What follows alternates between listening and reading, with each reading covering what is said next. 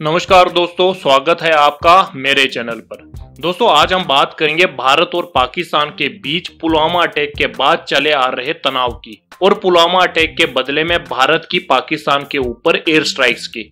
इसके साथ मैं आपको ये भी बताऊंगा कि दोनों देशों की सैन्य शक्ति क्या है और अगर इस समय जंग होती है तो किसका पलड़ा भारी है। तो दोस्तों चलिए शुरू करते हैं आज की वीडियो।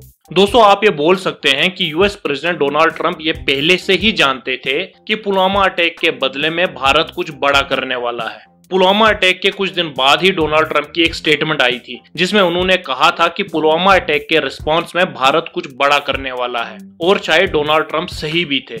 भारत ने 26 फरवरी को पाकिस्तान में आतंकी अड्डों पर एयर स्ट्राइक्स की। दोस्तों, यहाँ पे समझने वाली बात यह है कि 1971 के बाद पहली बार इंडियन एयरफोर्स ने एलओसी को क्रॉस किया है और पाकिस्तान के अंदर आतंकी अड्डों पर हमला किया है। अगर पाकिस्तानी वर्जन को सुना जाए तो उनका कहना था कि जब इंडियन एयरक्राफ्ट मेराज 2000 पाकिस्तान की बाउंड्री में एंटर हुआ तो उस वक्त पहले से ही उनके एयरक्राफ्ट टेक ऑफ कर चुके थे। तो इस तरह देखें तो 1971 के बाद पहली बार पाकिस्तान की जमीन पर इंडियन एयरफोर्स और पाकिस्तानी एयरफोर्स का आमना सामना हुआ है। यहाँ पर बहुत सारे लोगों का, जैसे कि भारतीय जनता पार्टी के सुब्रमण्यम स्वामी का कहना है कि क्योंकि पाकिस्तानी ऑक्युपाइड कश्मीर भारत का ही एक अंग है, इसलिए वहाँ पर एयर स्ट्राइक्स करना कोई एलओसी की वायलेशन नहीं है, क्योंकि कानूनी तौर पर यह भारत का ही हिस्सा है, भले ही इस पे पाकिस्तान का कब्जा है। लेकिन यहाँ पर समझने की बात यह है कि जो एयर स्ट्राइक्स इंडिया ने यहाँ पर किए हैं वो पीओके में नहीं किए हैं।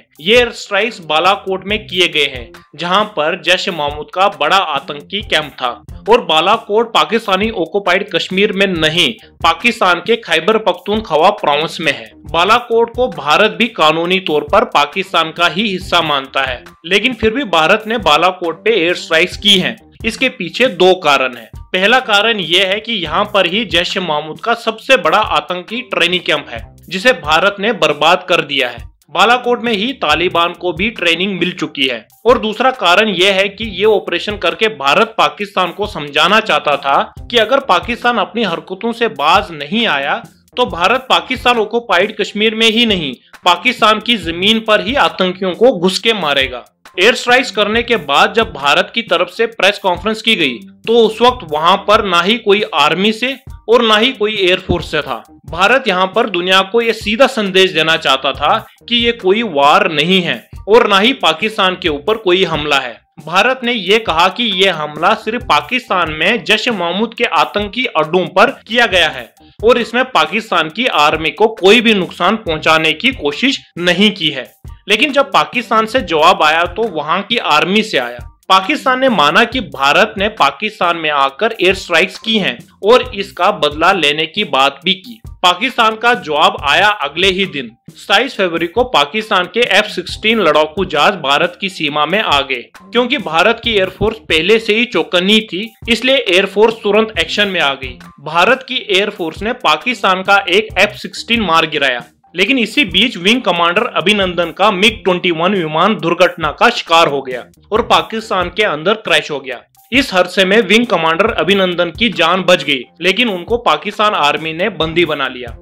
क्योंकि F-16 विमान पाकिस्तान को अमेरिका ने दिया हुआ है और कॉन्ट्रैक्ट के मुताबिक पाकिस्तान F-16 का इस्तेमाल अमेरिका की इजाजत के बगैर नहीं कर सकता है। इसीलिए अब अमेरिका भी पाकिस्तान से पूछ रहा है कि उसने F-16 का इस्तेमाल कैसे किया। पाकिस्तान का सबसे बड़ा दोस्त चाइना भी पाकिस्तान से दूर जाता दिखाई दे रहा है और इसी बीच पाकिस्तानी आर्मी और वहां के प्राइम मिनिस्टर इमरान खान अब अमन की बात कर रहे हैं।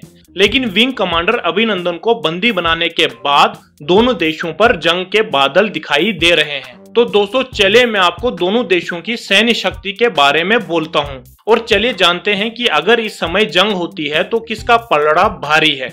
अगर भारत के डिफेंस बजट की बात की जाए तो भारत का डिफेंस बजट कुल 63.9 बिलियन US$ का है, जो कि भारत की इकोनॉमी का 2.5% है।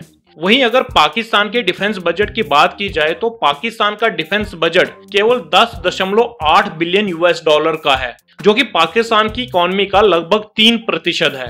दोस्तों, अगर भारत की बात की जाए तो भारत के पास 14 लाख से ज्यादा एक्टिव मिलिट्री है। इसके अलावा भारत के पास 11 लाख से ज्यादा रिजर्व पर्सनल भी है, जो कि किसी भी प्रकार का युद्ध करने में सक्षम है।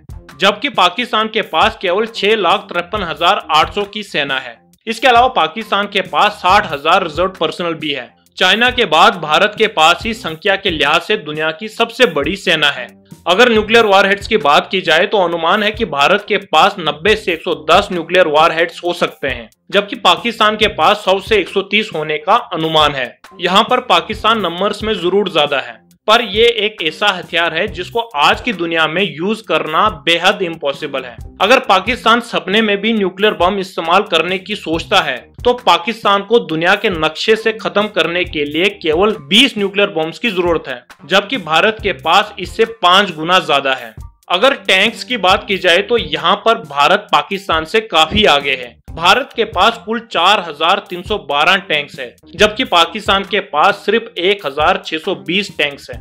तो दोस्तों चलिए आप कंपेयर करते हैं दोनों देशों की एयर फोर्सेस को। अगर एयरक्राफ्ट की बात की जाए तो भारत के पास कुल 2,102 एयरक्राफ्ट हैं, जबकि पाकिस्तान के पास केवल 923 एयरक्राफ्ट हैं।